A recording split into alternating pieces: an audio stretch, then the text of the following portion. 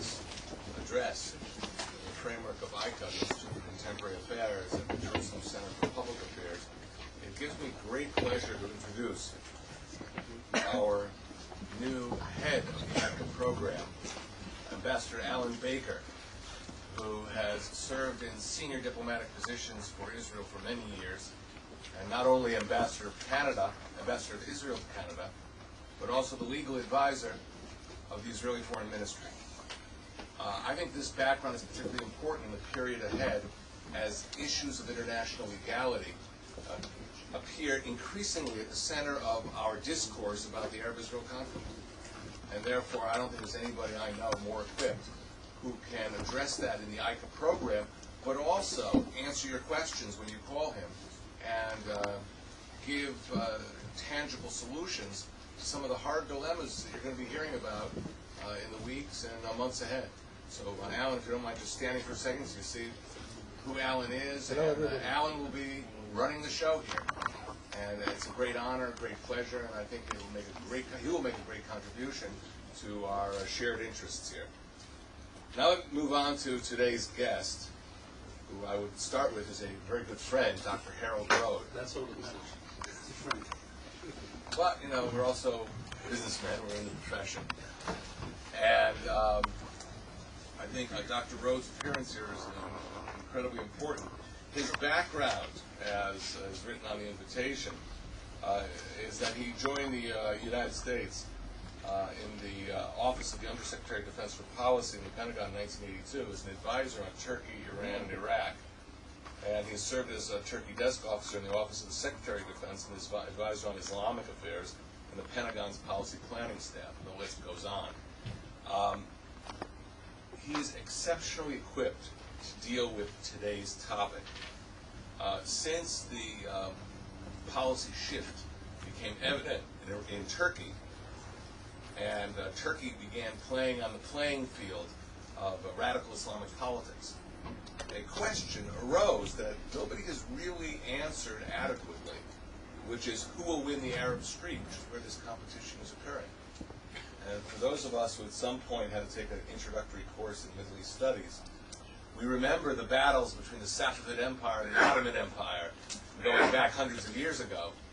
But I'm sure we'll get well past that today. What is significant is that with his background in Turkey, and of course his knowledge of Iran, and I commend to you his study on the sources of Iranian negotiating behavior, which he put out in the framework of ICA recently. Another little secret about Dr. Rhode is that he was a student, a university student, in the city of Mashhad in Iran during the Islamic Revolution, and therefore has really internal insights not only into language, into social patterns of behavior. And so as somebody who specialized both in Turkey and Iran, there's really nobody who can address this question of how their competition for the Arab Street will work out. So without delaying this any longer, let me turn the floor over to Dr. Harold Rhode.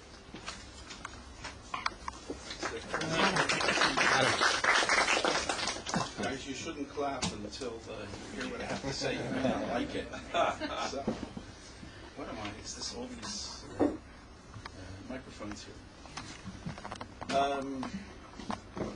When you begin a topic like this,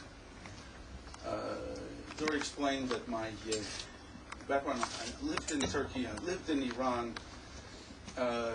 My background is that of a historian, and a historian is one who's interested in context. Facts in the past, the Safavids did this, how Iran became Muslim, that sort of, they're all nice, but they don't mean anything unless there's a context for understanding today's events. And that's what I'd like to do today. I'd like to talk about Turkey and Iran and a little background on who and what they are, and then talk about what they're both doing to try to win the hearts and minds of the, quote, Arab Street, if there is such a thing. What I mean by the Arab Street are the people who are not involved in the government. They're not involved with the establishment. They don't run their country. Their lives are run by the totalitarian regimes, with the exception of Iraq, that rule them. I'm,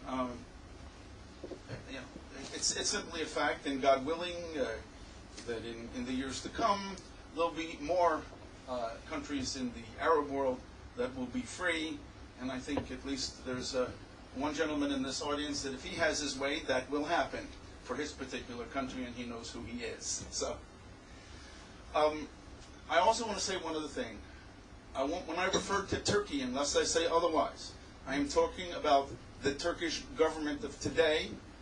If I'm talking about Ataturk's Turkey, the democratic, free Turkish Republic that Ataturk put on the road to democracy, that's a different story.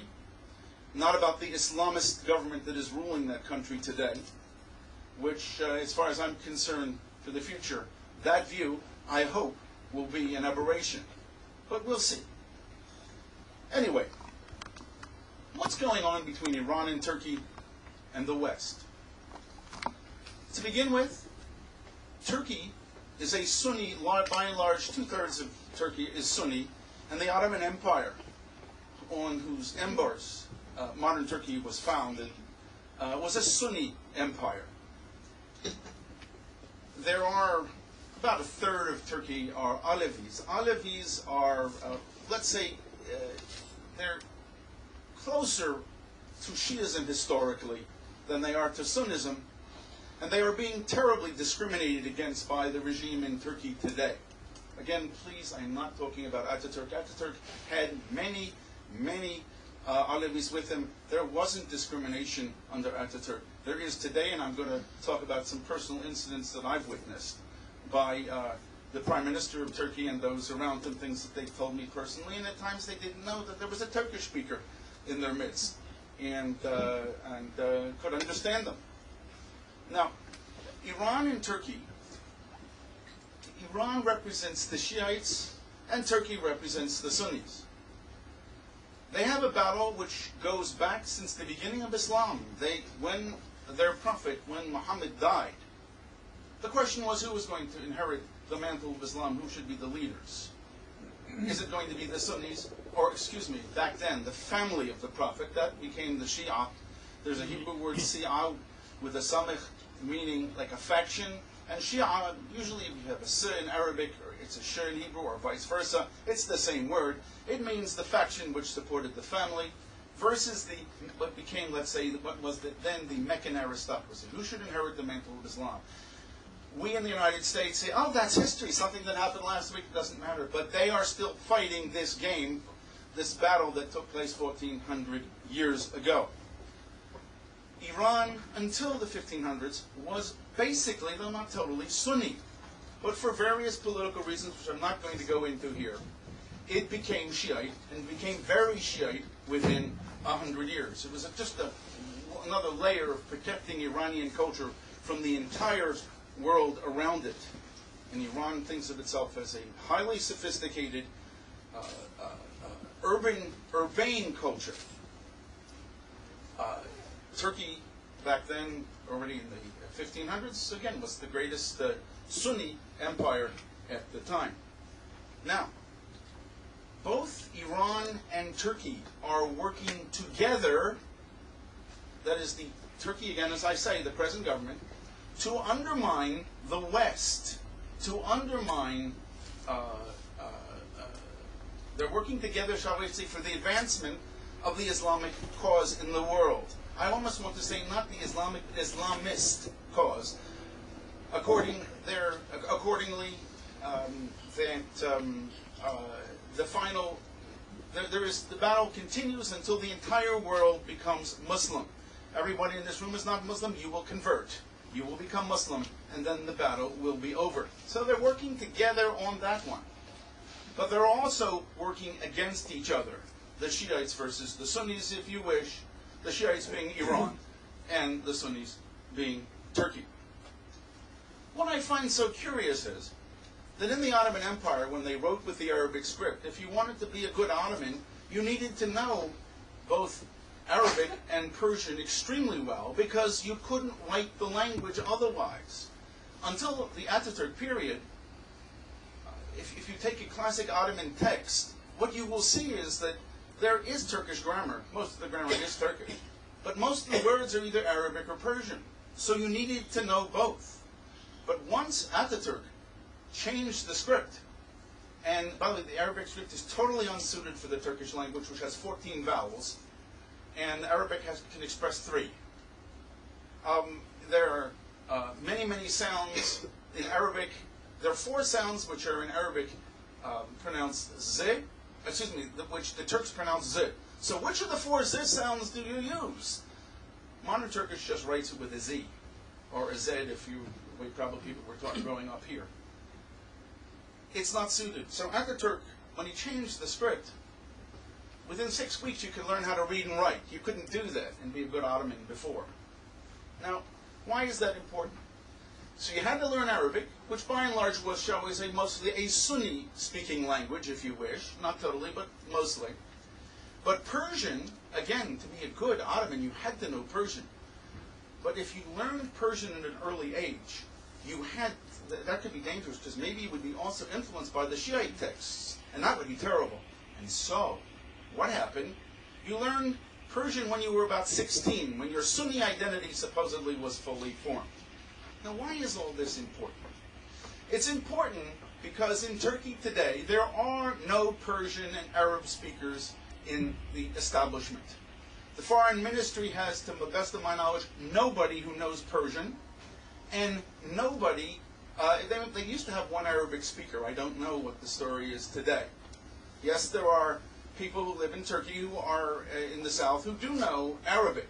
They don't read and write the language. They basically speak it, and it isn't the same as reading and writing it. So Turkey is cut off from this world. They tell us, oh, we're like them, we have a past like them, we understand them. That is politely, let's put it this way, that is simply not true. Let me give you an example. When the Soviet Union broke up, there were all these Turkish and Turkic are both our languages, Central Asian languages, and Turkish are really from the same, let's call it Mother Turkish. It's from the same source. And I remember that when the president, or president for life, he's now dead, of Turkmenistan came to Washington, that the Turkish ambassador, and of the subfamilies of the Turkish language, Turkmen, the language of Turkmenistan, and Turkish are from the same subfamily. It's sort of like, let's how we say, Spanish and French are from Latin, but Greek is from a separate language. It's still Indo-European, but it's separate. Anyway, the Turkish ambassador goes up and starts to speak Turkish to the president. I was standing right there. The president of Turkmenistan, or the king, whatever he was a dictator. And the president of Turkmenistan goes like, he looks like, what? Had no idea what he's saying. I'm telling you that the Turks have basically no idea what is going on in Iran or in the Arab world. And that's a very important thing to remember, because when you're trying to, like America with the best of intentions, thinks that, oh, well, it's going to deal with its fellow Turkish Muslims, or its fellow supposedly Western government or part of NATO, they'll understand it better. That is simply not true. Let me tell you that the same ambassador in Washington had been the Turkish ambassador in Baghdad for 4 years or so beforehand. And supposedly he would have been useful. I'm going to tell you, he hadn't a clue what was going on in Iraq, because it wasn't allowed to by Saddam and company. So we have to be very careful. And they themselves should be very careful, the Turks, because they don't know the Iranians. And they don't know the Arabs. Yes, President Gül of Turkey does speak Arabic. But he's about the only one that does. Let's go on here. Iran, vis-a-vis Turkey, Iran, probably half the population of Iran speaks Turkish. Why is that? They have different names. Azeris, Azerbaijan, probably the largest ethnic group in Iran. Azeri is a very similar dialect of Turkish. And there are others in the south which are also dialects of Turkish. But these are by and large Shiites. And they don't have the same mentality. They don't understand Turkey either. Why? well, again, why, you'll see why all this will matter. There is this battle. They work together, as I said, and they work against each other. Now, Erdogan, I want to, the leader of, the Prime Minister of Turkey today, when former Vice President Cheney was in Turkey last seeing him, Erdogan went on a diatribe, and I'm quoting a Turkish newspaper here, which I wouldn't be doing if I didn't believe it were true, let's say. The Turkish newspaper said that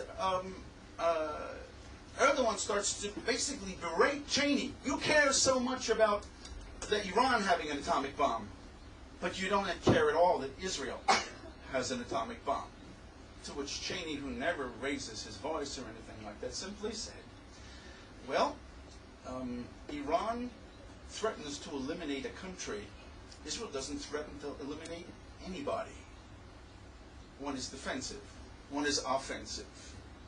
I say that because here's an insight into the Turkish Prime Minister's mind. It is quite dangerous. Now, let's put it this way. What you have in Turkey going on today is an enormous, what appears to be, I'm going to call it an Islamist revival. It isn't Ottoman Islam. Now, Turkey claims, the Turkish government claims, that there is no Wahhabi money, no Saudi money going into Turkey. Well, there's a problem here. Even the Turkish government will agree that Turkey is one of the most important countries in the Muslim world. And if the Turkish government is telling us the truth, then what it means is Wahhabi money is going absolutely everywhere except Turkey. Now, that's possible. And it's also possible the sun won't rise tomorrow. We don't know. Now, why does this become important? The Saudis are a nothing. They came out, they're desert nomads. They're nothing historically. And they know that they are nothing historically. But they are Sunnis, and they have a brand of Islam that Professor Bernard Lewis talks about. Their form of Islam is the equivalent, shall we say, of the Ku Klux Klan brand of Christianity.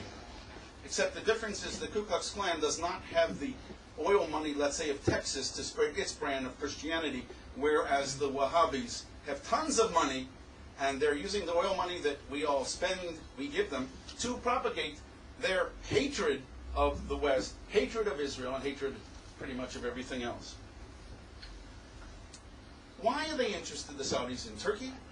Because traditionally the Turkish military has been the force, the strongest, so they've been the soldiers of Islam. And what you see between the two of them, which I'll talk about a little later, is that there's a very interesting game where it appears that the Saudis and this present Turkish government are at least interested in reestablishing, let's say culturally, the caliphate in Istanbul. Now, they would never say it, but that's, and I will show you, let me just go into a few things. It used to be illegal for the Ottomans who were thrown out in the 20s to come to Turkey, even if they had Turkish passports. In the 70s, they'd be were allowed to come back, and they could even do a few small things. Under this government, they were encouraged and had a huge family party in the Dolmabahce Palace, which is the 19th century Ottoman palace, public. And this government in Turkey is encouraging them to fight to get their lands back, their property back. That was absolutely unacceptable under the Ataturkish regime, the previous regime in Turkey. Slowly but surely, look, the Saudis know they can't run the Sunni world. And they're petrified of who? Iran. And they need the soldiers of Islam to stand up, the Sunni soldiers. And who could do this against the Shiites? Turkey. And that's where that sort of thing is going. Again, there's no Wahhabi money. The Turkish government tells you there's no Wahhabi money going into Turkey. But I can tell you, if you go into small villages, you have the most gorgeous mosques that are being built. And those mosques are expensive. These people don't have the money for something like that. The money's coming from somewhere. And you want to buy all the vitriolic, hateful books against the West, against America, against Israel? You can buy them in Turkey for beautifully produced and dirt cheap. Sayyid Qutb, who's an Egyptian, is one of the most popular readers that people read, and this is really the beginning, shall we say, of modern Islamism, if you wish, and I just mean that as that Islam should again take over the polity run Islam. Now, I want to give you a little background on Iran, and then let's see how the two of them are playing the game. Iran is at a terrible disadvantage in the Arab world and in the Muslim world in general. And the reason is simple. They're Shiites. What are Shiites? Frankly, besides the name of their God, Allah, and they accept that there is a prophet called Muhammad, they don't have much else in common. They don't even agree on the role of Muhammad, because the real figure in Shiism is Ali, who is Muhammad's first cousin and son-in-law. He was married to Muhammad's daughter, Fatima. And from them you get the Imams. You heard about maybe the 12th Imam, the guy who's going to come and rescue the world for the Shiites. Now, in most of the countries, specifically in the Arab world, besides Iraq, they don't really know what Shiites are. They see them as fellow Muslims. But there's something a little odd. Once you deal with Islam, you find out that there's something quite different. Let me tell you about Khomeini. When the Ayatollah Khomeini, if you read his writings before he went back to Iran, he said that we're all the same. We Shiites, we Sunnis. There's no difference. We're all Muslims. We're all fellow Muslims. The problem, he said, are the Umayyads and the Abbasids. These are the two classic golden age, if you wish, of Sunni Islam, and how they perverted Islam, and they did all these awful things. So on one hand he's giving, saying we're the same, and now he's taking it back. The problem is, it's those awful Umayyads and Abbasids, and for those of you who are Sunni Muslims in this world, shall we say, I'm sure you have a slightly different view. Now, they're at a disadvantage for that, because if they try to propagate their brand of Islam, it's kind of weird to most of the people in the Arab world. So what are the Iranians, and what is the greatness of Iranian culture? And it is a fascinatingly curious culture. They are two things. They're great planners, they're great strategists, and they know how to wait. The classic view of them is that they are rug makers, because, you know, to make a rug, it's not boom, it's all of a sudden made. With patience, you make it. It takes a year, it takes months, it takes 5 years, depending on the quantity. So they know how to wait for the finished product. And they're also chess players. What is chess players? They either invented the game or brought it from India to the West. What is chess? It's a game of strategy. It's you're thinking 8 moves ahead. If you do this, then I'll do that. If you do something else, then I'm going to do this. So they know how to wait, and they have this business of patience is absolutely, and it's amazing. Now, if you take diplomats, if you take countries, especially Westerners, who we want it now, we want it. When do you want this done by? Yesterday. Therefore, we have a tendency to see things that aren't there because we just want to see things move. And the Iranians know how to play us like beautifully. They play us for a song. Now. Not only for the Arab world, but for the entire Muslim world. How did they, the Shiites, who were basically like 12% of the Muslim world, the rest are basically Sunni and a few other things. 85% of them is probably Sunni. How do you stand up against this? And here, the Iranian program is amazing. It's that if they attack or go against all these awful Sunni leaders in the Arab world specifically, what happens? They're going to, they can't stand up against the whole Arab world. They don't have the resources, they don't have the military to do it, so you don't do that. What you do instead is go over the heads of the regimes and directly to the people. And that is the major reason why almost all of these regimes in this area hate the Iranian regime worse than they hate Israel. Now, who are their first audiences? Obviously, other Shiites. Now, most of the Persian Gulf, or as the Arabs prefer to say the Arab Gulf, but it's been the Persian Gulf for centuries and centuries in English.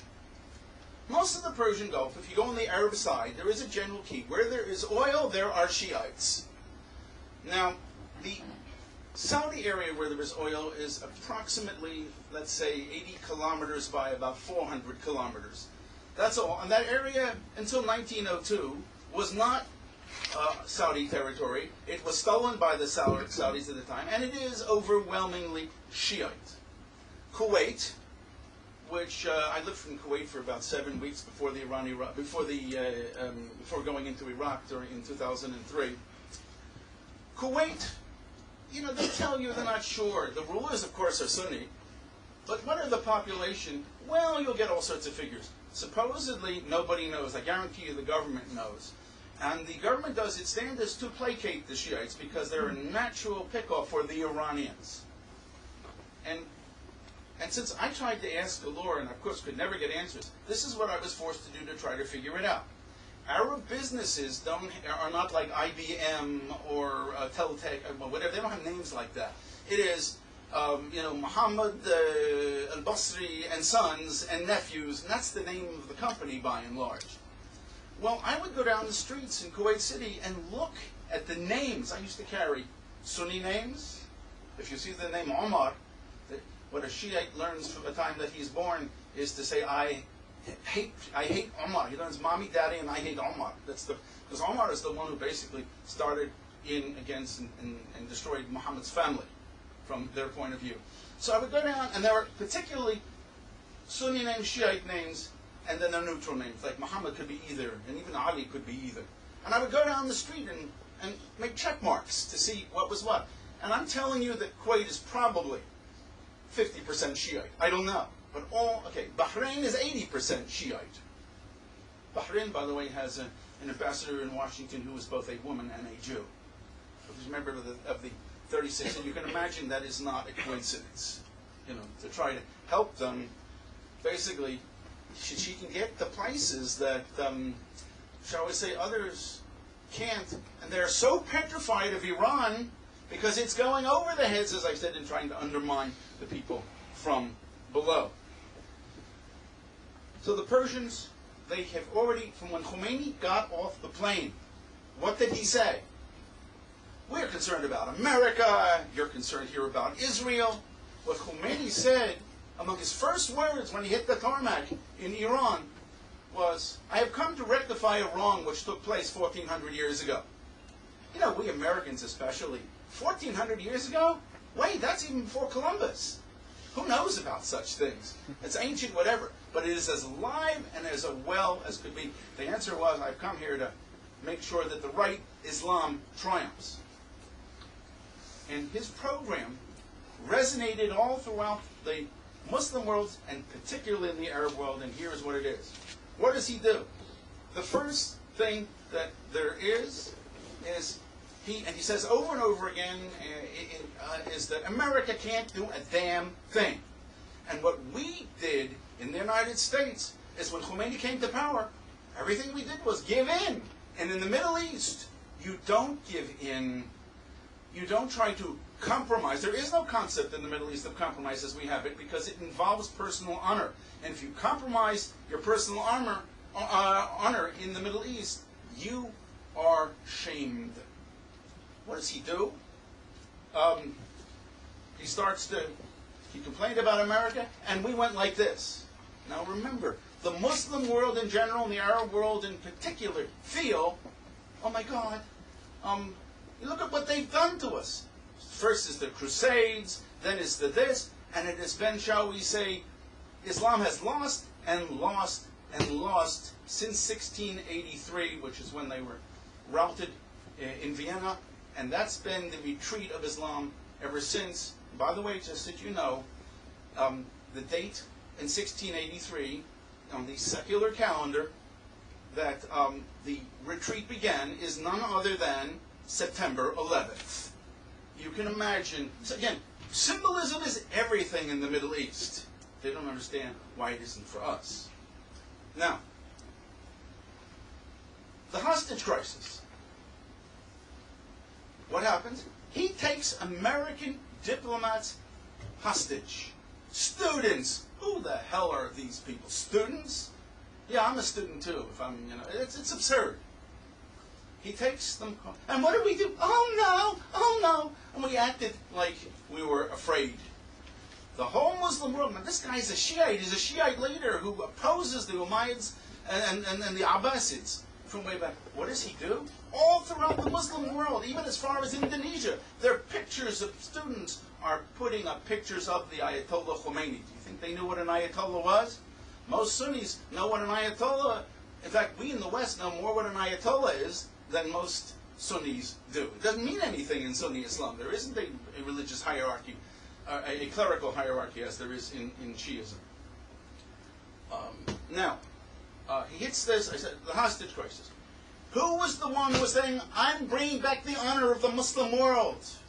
Started 30-some odd years ago, and this is the Iranian battle in the Arab street. His pictures are going up all over the place. How do you think they felt like about that in Saudi Arabia? How did they feel about that in Iraq, which is... America finally realized there were many more Shiites in Iraq after we helped liberate the place. We had no idea. Khomeini in North Africa, his picture was all over the place. I've seen it also. I remember pictures at the time in Egypt.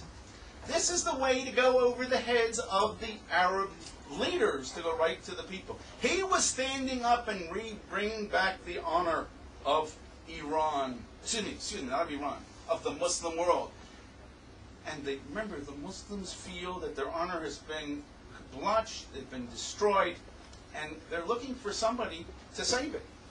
Let's go on. As I said, even today, when you see the man who just appointed himself a grand Ayatollah, who is the dictator, the Führer of Iran today, Khomeini is now, as of a few days ago, called the, I saw riots and things, not riots, I saw demonstrations in Rome, the religious capital of Iran, with big banners that he's now promoted himself, and you can't do this, he's destroying the Shiite hierarchy by doing it, but he did, because he's all-powerful and he can do that. He's now a grand Ayatollah. Well, so am I, guys. And I want to tell you, when I used to teach at the University of Delaware in the late 70s, my Iranian students had long discussions on whether I was a CIA agent or an Ayatollah. So you can see the ability to believe and think all sorts of fun things. Every one of these guys, when Ahmadinejad speaks, when Khomeini speaks, behind them is a sign in Persian, and sometimes even in Arabic, which says, America can't do anything. In other words, we're standing up for Islam. We're the ones that matter. This is part of the fight to undermine the regime. And believe me, it falls on good ears in the Arab world. The next thing they create, basically, as I said, they're trying, now that you see, they're trying to steal the Sunni agenda. What is the Sunni agenda? Jerusalem, and yesterday a friend, colleague, and I published something on the New York Hudson Institute Hudson website. Is Jerusalem sacred in Islam? And we went through all sorts of Islamic sources to show that, or how it, shall we say, became sacred 55 years after the Muslim prophet Muhammad's death. It is therefore an innovation. It is a Sunni innovation. It was built by the Umayyads. Remember what Khomeini said about the Umayyads? These people with the golden age of Islam, they destroyed Islam from a Khomeini point of view. So Islam, not only is it questionably holy in the Sunni world, but it is definitely nothing more than an innovation which is absolutely forbidden to the Shiites. But yet, Khomeini keeps talking about it. Khomeini and all of his, and Ahmadinejad, and they have, first of all, the Quds Force. Quds Force is their shock troop, shall we say, going around. They're in Iraq, they're all over, basically. They're in Lebanon, and they're trying, basically, again, they're stealing. Israel doesn't matter to Shiism. I can give you stories that Grand Ayatollahs have told me personally about how there were two revelations in the world. One, God told Abraham to leave Ur Kasdim for Jews, and go to Urushalim. What is Urushalim? For the Jews, it's where we are here. For the Muslims, it's a kunya, it's a nickname. For Najaf. Najaf in Iraq is the, shall we say, the Vatican of Shiism. It's much more important than Mecca, although they won't say that publicly. But the Grand Ayatollah said, look, and he said, if you, this particular one, and then everybody else chimed in, he said they didn't know they were dealing with an American. They knew it was an American. They didn't know at first that I was even going to come to a meeting that they were at. Anyway, so what happens?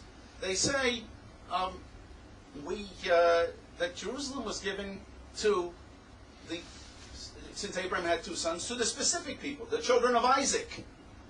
And the world, through Ismail in English, Abraham's other son, he gave Najaf. And that is Najaf, the capital of the world. In other words, this belongs to the Jews. This is a Shiite view. And so Khomeini comes along. What is he again trying to do? Go over the heads. All these Arab leaders, they talk Israel, Israel, Israel. They're nothing more than totalitarian. And they're trying to focus the anger and hatred that the people in their own streets have elsewhere. And Israel's the agenda, and that's why for so many years the hatred of Israel. And so Khomeini has come, and Ahmadinejad and Khomeini, to take this agenda, undermine the regimes, go over the heads to the people, and take it away from them. So the Quds means Jerusalem. And as I mentioned, even the Saudi intellectual godfather, his name is Ibn Taymiyyah, from whom the Wahhabism eventually descends, he hated the Shiites, but even he disagreed, or rather said that Jerusalem was nothing more than a Judaification of Islam. But it's a political issue here, and the Iranians are trying to steal this from the Arab leaders. The next thing is the creation of Hezbollah. Hezbollah is nothing more than an arm of the Iranian military. Now we know that none of the Arab armies were able to stand up to Israel. None. So what happens? Or the United States. All they do is fail. This is shame. This is awful. So what do the Iranians do? They create Hezbollah. And in 1982 and 1983, they have huge explosions in Beirut. And what do we do in the United States in 1983, where 243 Marines were killed? To say nothing of it, we ran. We, the Shiites, we defeated America. Wow, isn't that fantastic? You see the attempt to steal the agenda. And then you have, after that, you have later the 2006 Lebanon war, where either Israel couldn't or wouldn't, it doesn't matter, defeat Hezbollah, and they left Nasrallah alive. Well, that's victory, not for Israel. And Israelis may be very proud of themselves, and they had the commission to figure out why and all that. Doesn't make any difference. This man survived, and Israel did not destroy Hezbollah, which is what they should have done if this were the way things are done in the Middle East. So what happens? Nasrallah's picture is put up all over the place now. So you see how, again, it is not, if you go back, go to YouTube, you will see all sorts of videos on YouTube where Nasrallah is talking about loyalty to the Iranian regime. A very interesting way of pronouncing the R. Everybody can know right away when they hear him that it's sort of like he's got a sort of like a lisp, where he can't say re, he says wah, something like this. It's clearly his voice, because it's not imitating. I didn't do a good job. But here is he who stood up, as you see. He stood up against Israel. They are stealing the agenda of Israel that the Arab street has been taught for so many years to hate Israel. And here, as they're winning. Who talks about wiping off Israel from the face of the earth? The Arabs don't even talk about publicly anymore about slaughtering the Jews. Who's going to do that? The Iranians don't care about Israel, but it's a political tool in their hands to use against the hated Arab rulers that they are trying to defeat. See, they can't. They don't have the military ability. The nuclear program. I personally have no problem in Iran having a nuclear bomb. But the question is, what type of Iran are we talking about? If it were a government that answered to its people and was not meddling in the affairs of its neighbors and was not the center of terrorism in the world, then they wouldn't care.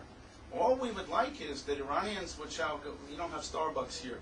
They'll go to their local coffee shop and decide that they want to have a cappuccino or macchiato or something like that. They should worry about internal affairs, not external affairs. Who's standing up? Who's the one getting the bomb? Who is the one that the West, America, Israel, whatever, isn't doing anything about?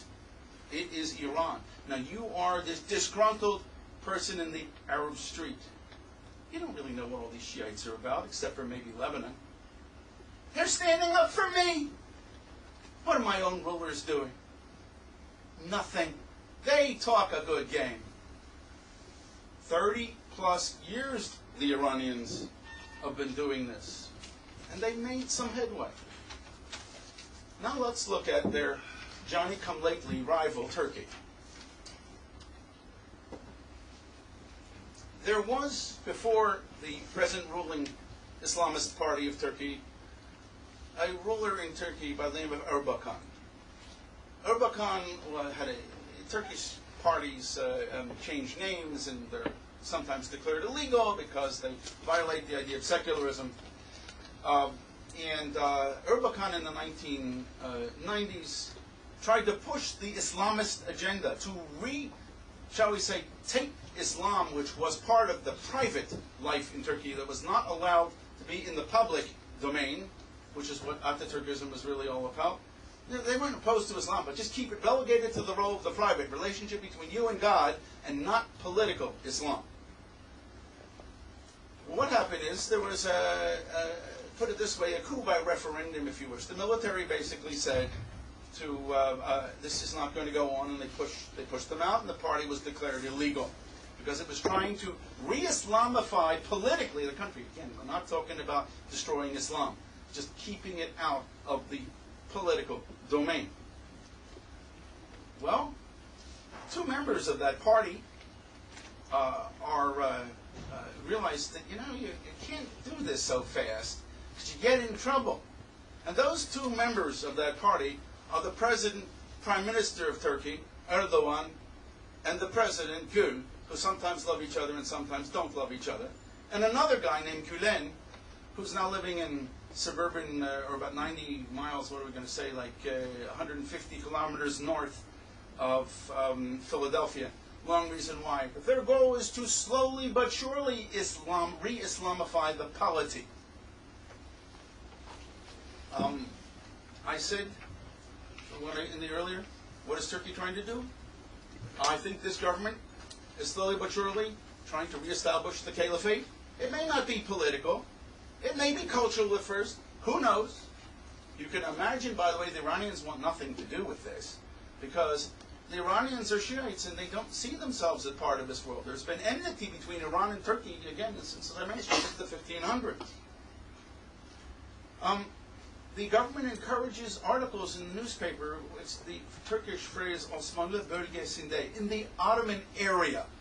That includes Southeast Europe. That includes the Arab world. That we Turks should refamiliarize ourselves with the area that we used to rule. And so, slowly but surely, come back to our roots. And they're defining our roots as Islamic roots. I mentioned already before that the Islam that they are pushing in Turkey is alien.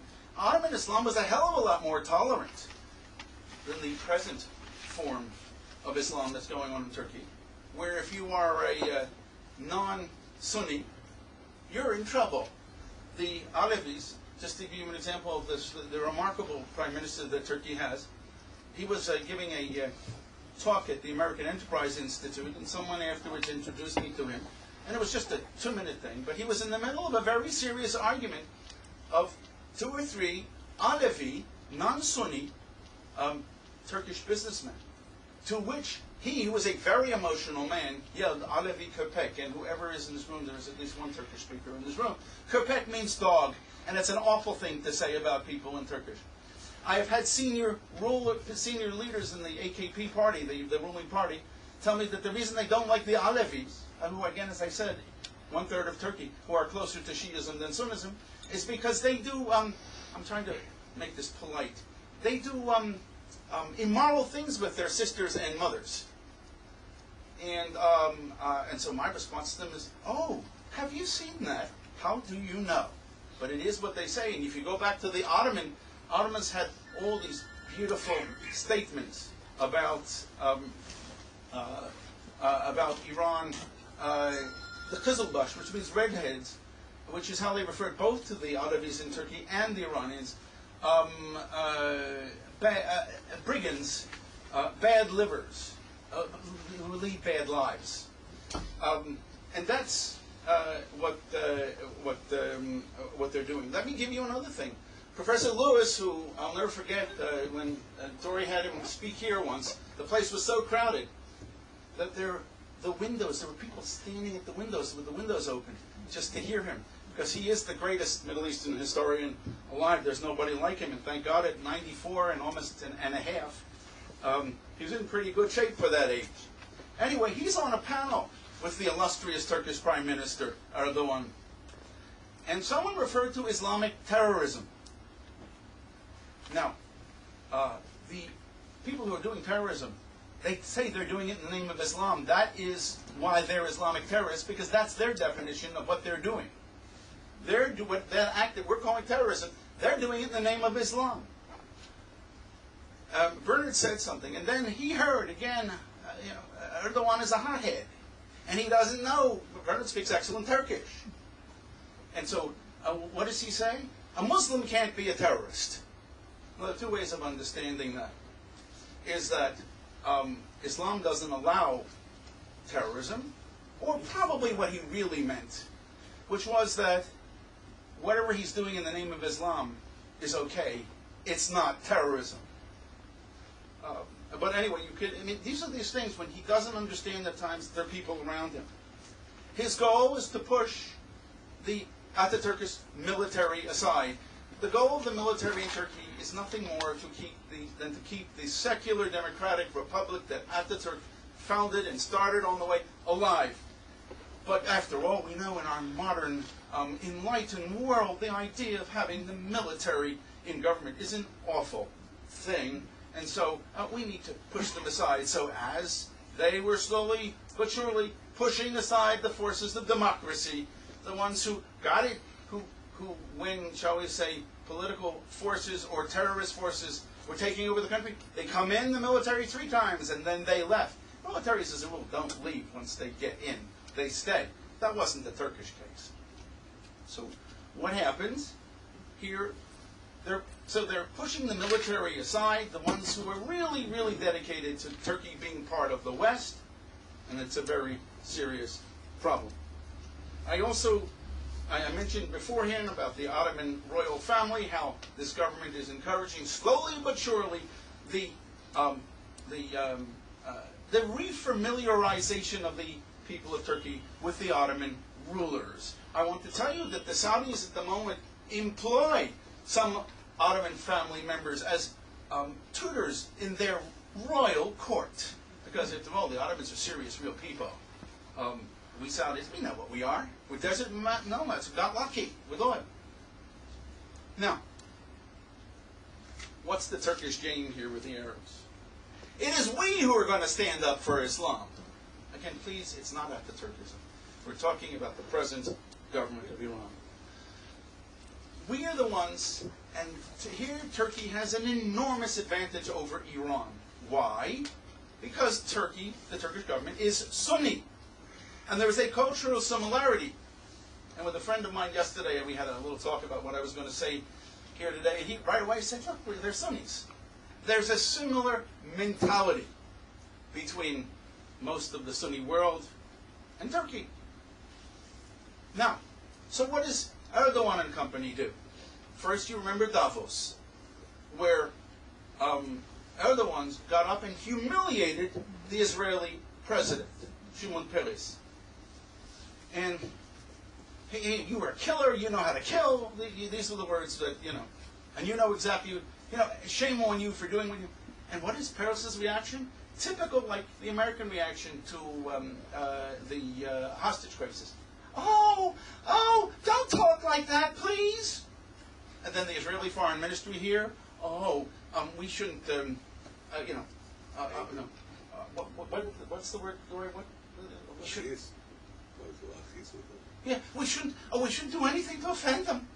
And as you will see Bernard Lewis say in lectures from time to time, are the Western editors, what have we done to offend you? What can we do to put it right? And so we have that, and the Israeli reaction was very much like this. Oh my God. Now, flotilla incident? Who's standing up? The Iranians have been standing up all this time. Now who can be more Catholic than the Pope? And I mean the choice of that imagery. Erdogan with this flotilla, I'm going to tell you, let me give you the reaction of many simple people in Turkey to this, and I know this is true. Gaza. Where's Gaza? Oh, it's Arab.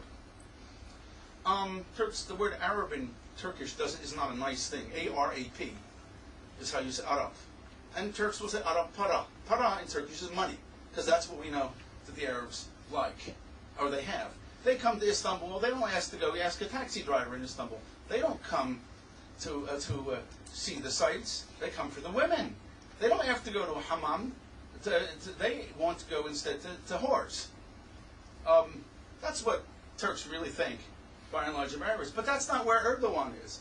They say, wait a minute, the Arabs, Egypt also has a blockade on Gaza. Well, aren't Egyptians Arabs?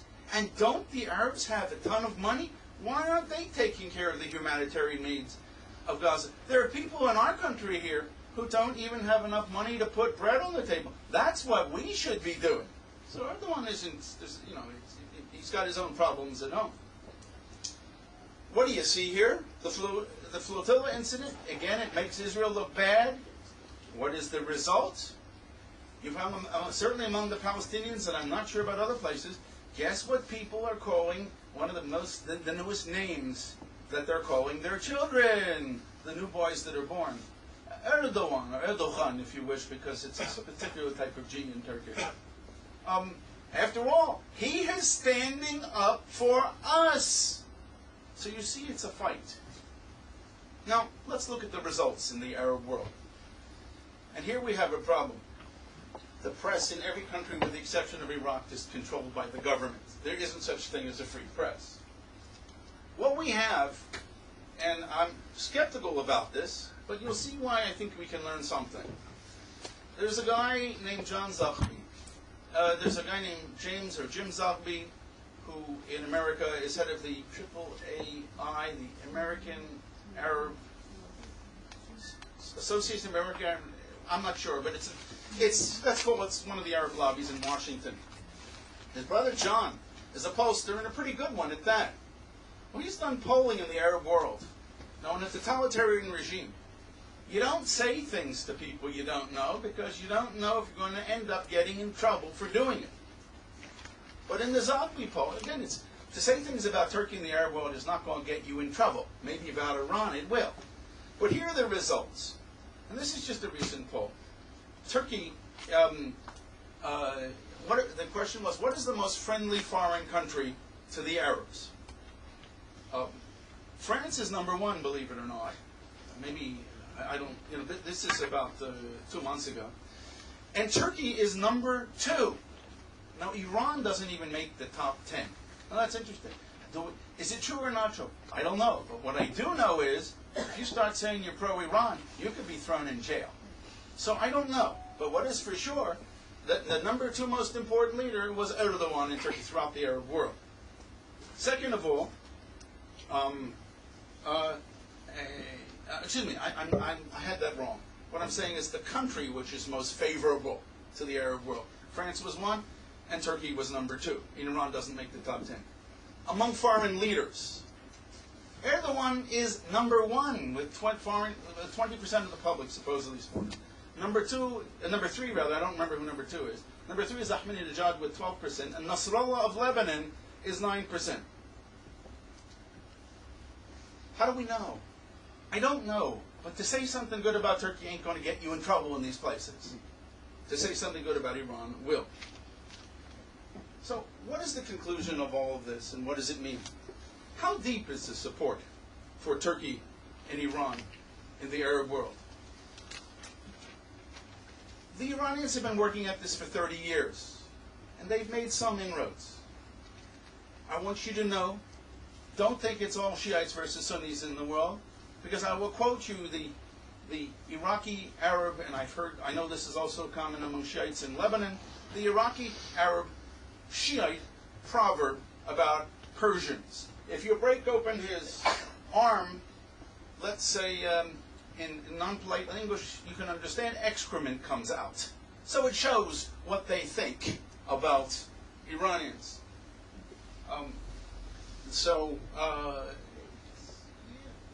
What we're in essence seeing is an Arab world. Public opinion is by and large fickle. What is important is who can get Israel, and that is the Iranians have been working at it, and they've done, I would say, a good job. Among the Turks, it's all brand new. Is this, therefore, how deep it is? It's really impossible to know. Now, maybe just one or two other small comments. You know, I'm a historian. I predict the past. It's a little hard to predict the future. And the question I would ask myself today is, will Turkey and Iran switch sides? That is, Iran is sick and tired of this Islamic Republic. It's a long thing. It's easily proven. They want out. The Turkish government, who knows what the future is going to bring? Thank God it is a democracy, and though you can buy votes galore in Turkey, the question is, what will happen in the next round of elections? Will these political Islamists be thrown out? I don't know. Turkish politics is sort of like the mountains of southeast Turkey. Extremely high, half-kilometer valleys, and then another high mountain right next to it. So it's boom, boom, boom, boom, boom, like this. What we do know is this has been the case since the early 2000s, since this regime in Turkey has been in power.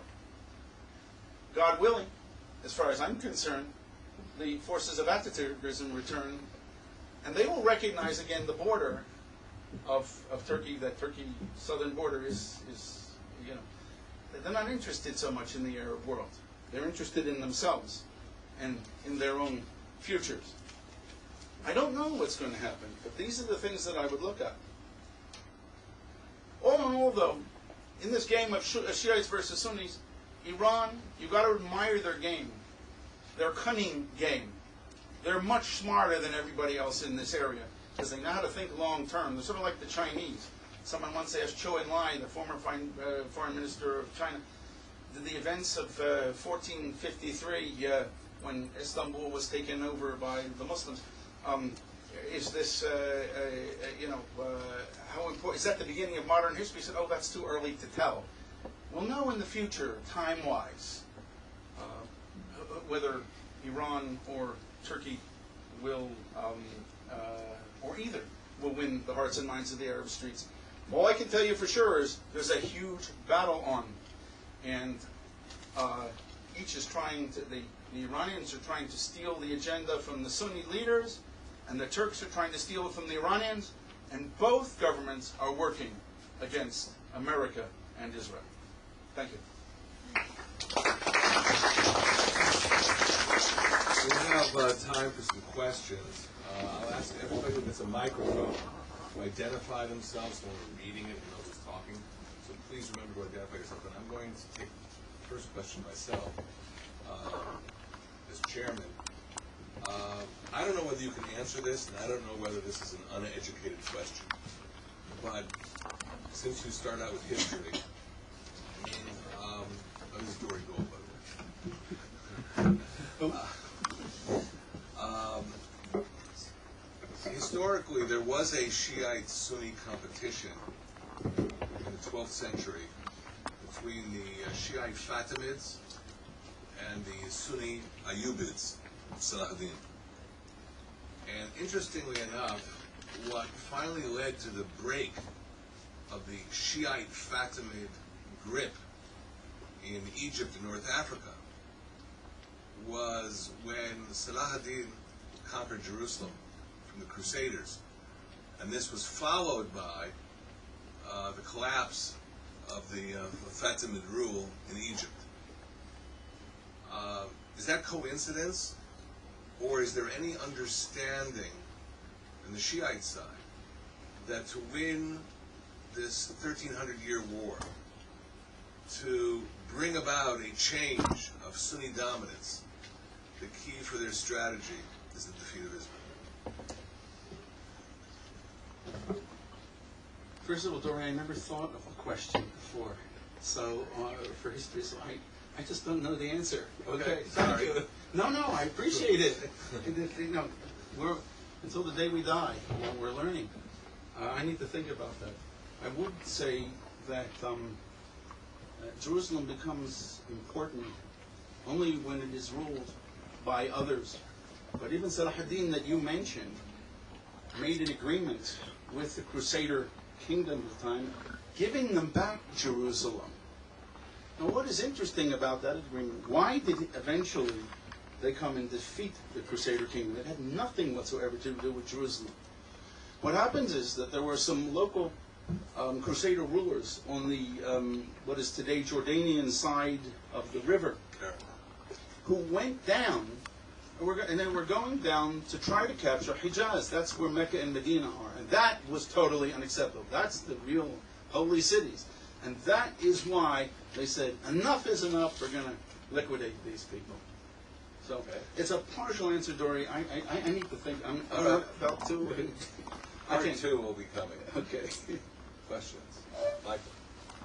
Michael would like to. Well, we need a microphone. It's coming. Sorry.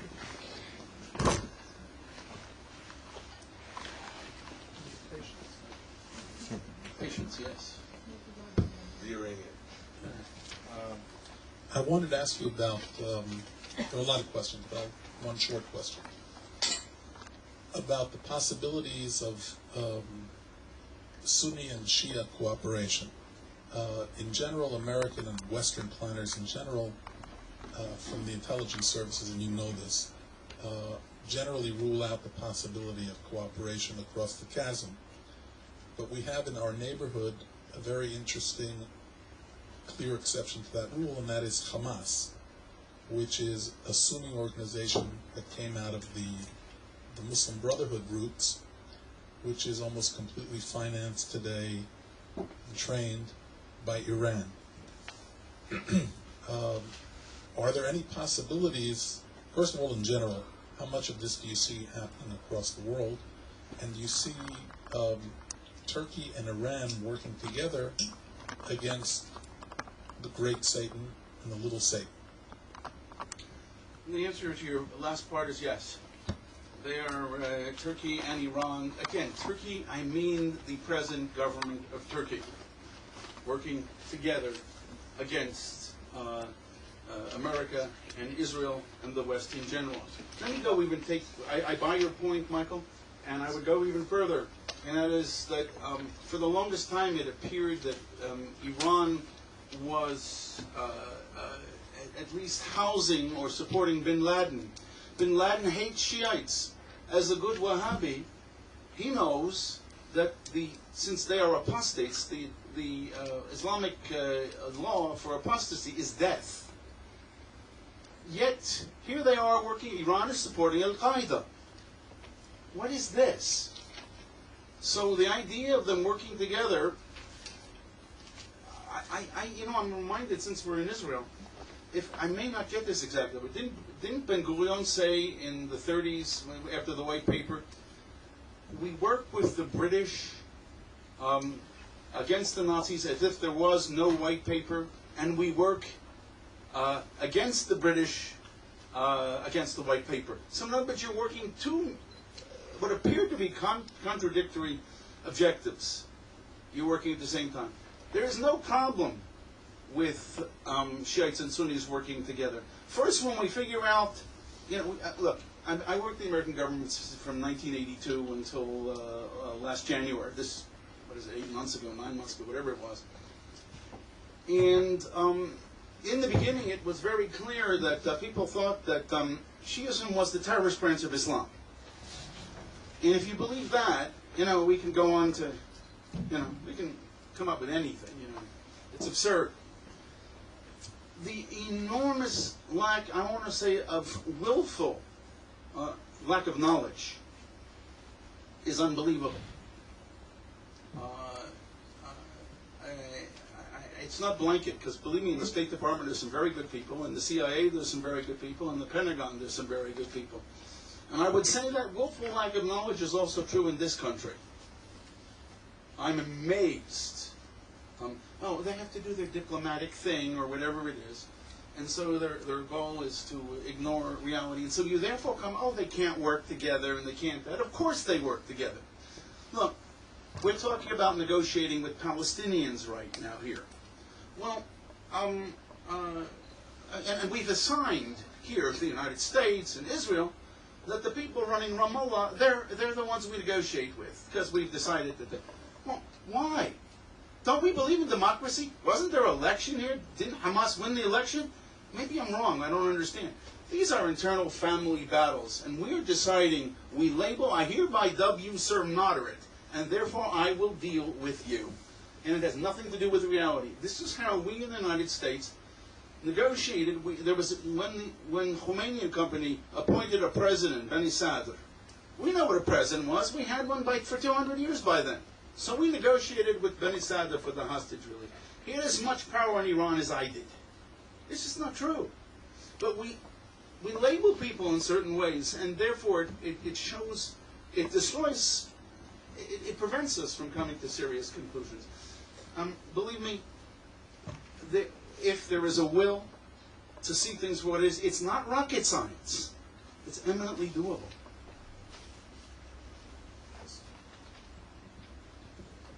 One more, Michael. You I'm speak obviously Arabic boring. fluently. You get an extra dispensation. I've obviously been boring if no one has anything to say. I'm sorry. Covered all bases. I want to come at it from another angle. You're talking about the Turkish and the Iranian view of the world. And I'd like to ask you a little bit, because you came out of the Pentagon, about the Western view of Turkey and Iran.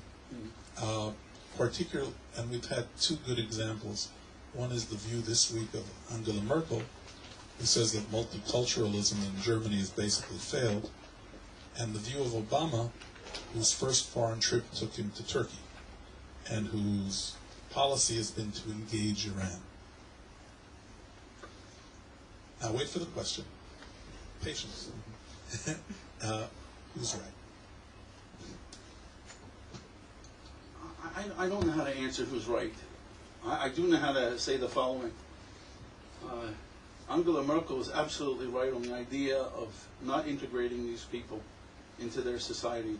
The Germans brought them there at first and expected them to go back. That is not the way things work in history, but if you come to a country out of your own choice, there's certain laws, certain societies that it's expected that you should follow. In America, we have right turn on red, meaning that you can turn, if you have a red light, you can turn, unless there's a sign that says you can't. I forgot that once in Israel.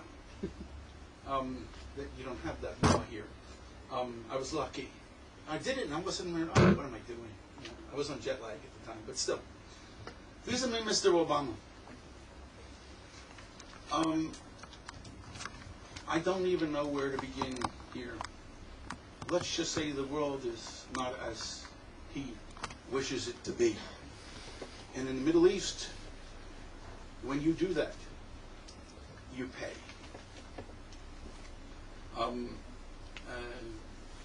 I didn't vote for him. Let me just say one other thing. In Persian, let me tell you what Obama means and how this was used. Obama.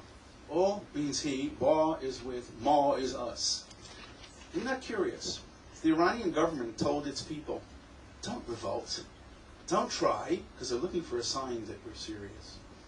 Don't do anything, because, as he is with us. It's a sign from God. That's why he's with us, meaning the Iranian government.